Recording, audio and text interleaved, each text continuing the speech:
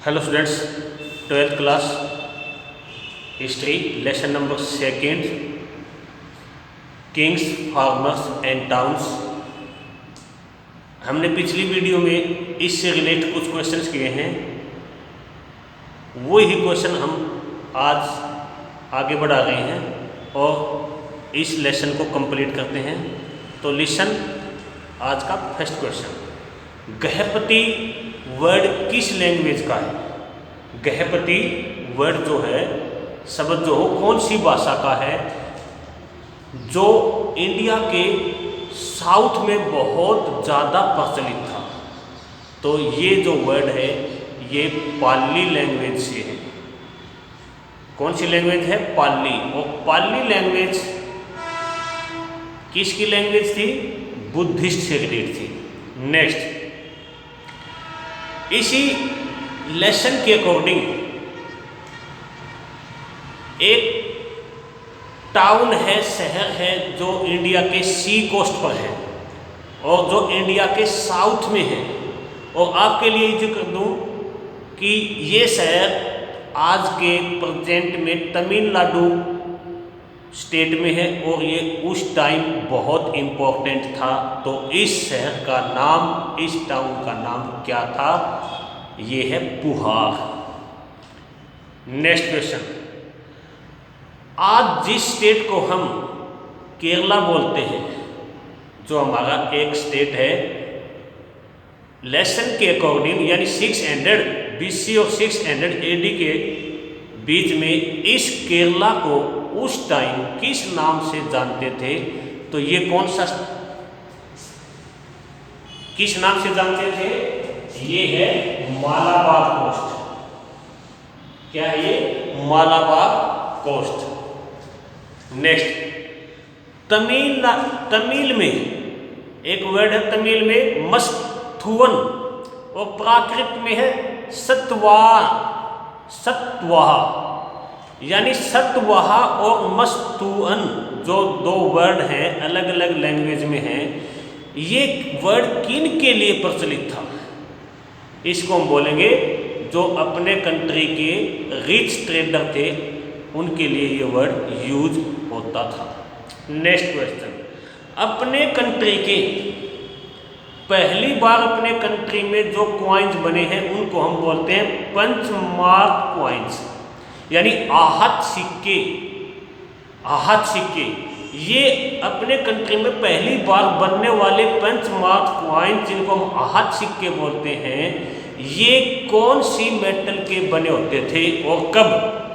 ये सिल्वर के बने होते थे और ये 6th सेंचुरी BC में ये कॉइन्स अपने यहाँ पर बनते थे, जो इंडिया के हिस्टोरियन के अकॉर्डिंग सबसे पहले बनने वाले कॉइन्स थे। ओके, नेक्स्ट,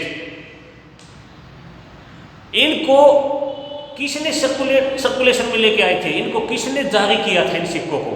तो हिस्टोरियन का ये मानना है, आर्कोलॉजिस्ट का ये कहना है कि ये जो कॉइन्स थे ये किसी किंग्स ने नहीं चलाए थे, राजाओं ने नहीं चलाए थे, बल्कि ये यहाँ के कोई जो रिच पर्सन थे, यानी हम ये कह सकते हैं ट्रेडर थे, जो बिजनेसमैन थे, उन्होंने इनको जारी किया था। नेक्स्ट क्वेश्चन, यहाँ पर इंडो ग्रीक यानी हिंद यूनानी जो सिक्के हैं वो भारत की कौन सी डायरेक्शन में मिलते हैं? तो ये भारत में नॉर्थ वेस्ट में मिलते हैं, क्योंकि नॉर्थ वेस्ट यानी आज के पाकिस्तान और अफगानिस्तान के उस पार इंडो ग्रीक जो रूलर थे वो शासन या रूल किया करते थे।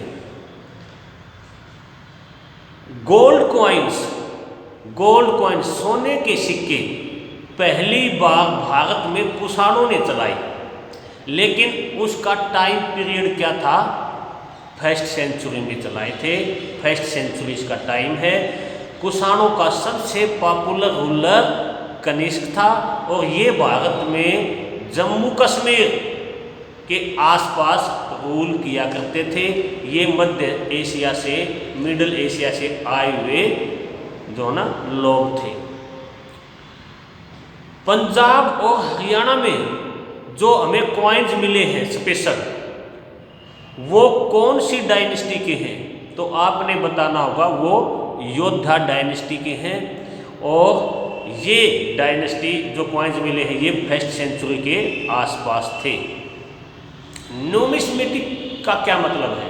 Numismatic, numismatic mean study of coins, यानी सिक्के जो होते हैं उनकी पढ़ाई को हम क्या बोलेंगे? न्यूमिस्मेटिक। नेक्स्ट, ब्राह्मी, ब्राह्मी जो स्क्रिप्ट है, लिपि है, उसको किसने और कब जो ना अच्छी तरह से पढ़ लिया था, उसके अर्थ को, मीनिंग को समझ लिया था? तो ये कौन है? जेम्स प्रिंसेप है। कब? 1838 में, जो इंडिया में ईस्ट इंडिया कंपनी के एक ऑफिसर थे। नेक्स्ट क्वेश्चन, अपने कंट्री में मोस्टली मौर्यन साम्राज्य के टाइम, मौर्यन एम्पायर के टाइम इंडिया के नॉर्थ वेस्ट में जो इंस्क्रिप्शन मिले हैं, अभिलेख मिले हैं, वो कौन सी लैंग्वेज के थे? खरोष्टी। अशोक के टाइम में यहाँ पर दो स्क्रिप्ट थी, एक खरोष्टी, एक ब्राह्मी। ब्राह्मी में जो उसके बहुत ज़्यादा इंस्क्रिप्शन मिले हैं, अभिलेख मिले हैं, वो नॉर्थ इंडिया में मिले हैं। बट वेस्टर्न पार्ट में उनके जो इंस्क्रिप्शन मिले हैं वो कौन सी स्क्रिप्ट में मिले हैं? खरोष्टी में मिले हैं। नेक्स्ट, देवनाम पिय या पियदसी, जिसको हम हिंदी में बोलेंगे देखने में सुंदर, ये टाइटल कौन से रूलर के लिए है? कौन से मौर्यन रूलर के लिए दिया गया है? उसका नाम है Ashoka the great. Great Ashoka को क्या कहा गया है? देव नाम प्रिय। तो हो सकता है ये टाइटल अशोक को कलिंग वार के बाद मिला हो, क्योंकि उसके बाद अशोक ने कभी भी युद्ध न करने की कसम खाई थी और अपनी तलवार को सदा के लिए म्यान में डाल लिया था और वो देवताओं का प्रिय बन गया था। और अशोक ने खुद भी अपने जो है वो बौद्ध धर्म को अडॉप्ट कर लिया था। अशोक ने कलिंग विजय, कलिंग विक्ट्री अशोक ने कब की थी? 261 BC के अंदर। 261 BC में अशोक ने जो है वो कलिंग पर विजय प्राप्त कर ली थी। और अशोक की ये विजय जब वो गद्दी पर बैठा, राजा बना, उसके 8 ईयर्स बाद उसने ये कलिंग वार जीता था। यानी 61 में से हम 8 को जो है वो क्या करेंगे? वो इसमें ऐड कर लेंगे और यानी 269 को हो सकता है अशोक ने सिंहासन संभाला हो। नेक्स्ट, कौन से वार के बाद अशोक ने कभी भी युद्ध न लड़ने की कसम खाई? तो वो कौन सा है? कलिंग वार। कलिंग प्रेजेंट में आज कौन से स्टेट को बोला जाता है? वो है उड़ीसा। कौन सा है? उड़ीसा। नेक्स्ट क्वेश्चन क्या है? इंस्क्रिप्शन जो है, अभिलेख जो है, उनकी सीमाएं क्या है? लिमिटेशन क्या है? तो उनकी 1-2 लिमिटेशन क्या है कि एक तो जो अभिलेख बचे हैं, इंस्क्रिप्शन बचे हैं, वो क्लियर नहीं है, वो हो सकता है वो टूट गए हो, उनको भी बहुत अच्छी तरह से समझा नहीं गया है। और जो इंस्क्रिप्शन लिखे गए हैं वो सभी के सभी अभी तक जो है ना आर्कोलॉजिस्ट को या हिस्टोरियन को मिले भी नहीं है। और हम इसमें ये बता सकते हैं कि उनमें जो लिखे गए वर्ड्स हैं वो टाइम के अकॉर्डिंग जो है वो अच्छी तरह दिखाई भी नहीं देते हैं। रोमन जो एम्पायर के साथ साथ मैं आपको एक बात क्लियर कर दूं कि इंडिया के अंदर गुप्ता पीरियड का एंड जो हुआ था, डिक्लाइन हुआ, कुछ हिस्टोरियन ये मानते हैं कि गुप्ता पीरियड के लोग, गुप्ता पीरियड के राजा रोमन एम्पायर के साथ ट्रेड करते थे। और रोम जो है वो 7वीं सेंचुरी में डिक्लाइन हो गया था। तो गुप्ता रूलर का भी रोम के साथ जो ट्रेड था वो बंद हो गया। तो रोम के साथ साथ गुप्ता पीरियड का भी डिक्लाइन हो चुका था। श्रेणी क्या है? श्रेणी जो वर्ड क्या मीनिंग है इसका? ऐसे लोग जो रॉ मटेरियल को किसी भी प्रोडक्शन में बदल देते थे और उसको सेल करते थे। 600 BC और 600 AD के बीच में इन लोगों को श्रेणी कहा गया है। कुषाणों के जो हमने कॉइन्स मिले हैं, उन कॉइन्स का अगर और पिछला भाग जो है यानी ओबर्स और रिवर्स जो पार्ट है, ओबर्स पार्ट होता है सामने वाले पार्ट पर क्या होता है? राजा का नाम लिखा होता है कनिष्क। और जो रिवर्स पार्ट है उसमें लिखा होता है क्या?